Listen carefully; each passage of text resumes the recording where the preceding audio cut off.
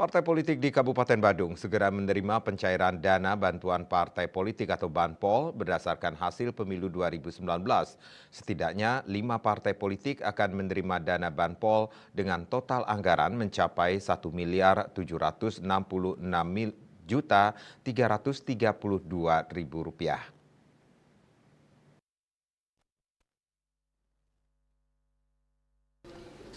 Kepala Badan Kesatuan Bangsa dan Politik Kesbangpol Badung Inyoman Swendi dalam pernyataannya menyampaikan bahwa dana Banpol merupakan kewajiban pemerintah untuk membantu pendanaan partai politik berdasarkan peraturan yang berlaku. Swendi menjelaskan bahwa besarnya bantuan keuangan dihitung sebesar Rp10.000 dikalikan dengan jumlah suara sah yang diberikan pada pemilu. Dana ini dijadwalkan akan cair dalam minggu-minggu ini. Kementerian Dalam Negeri Kemendagri telah mengeluarkan surat edaran SE mengenai pencairan bantuan keuangan kepada partai politik untuk tahun anggaran 2024.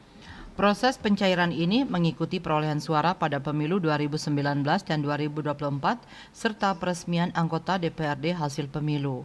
Swendi menambahkan bahwa pihaknya memastikan bahwa proses pencairan Banpol sesuai dengan arahan dari Kemendagri untuk memastikan transparansi dan akuntabilitas dalam penggunaan dana tersebut.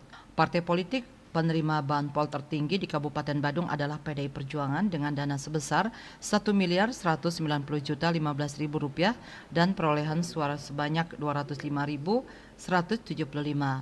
Disusul oleh Partai Golkar dengan dana Rp291.368.800 dan total suara 50.236. Partai Demokrat akan menerima dana sebesar Rp114.515.200 dengan total suara 19.744.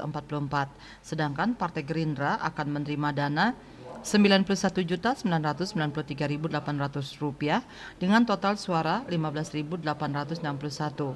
Sementara Partai Nasdem akan menerima dana Rp78.439.200 dengan total suara 13.524.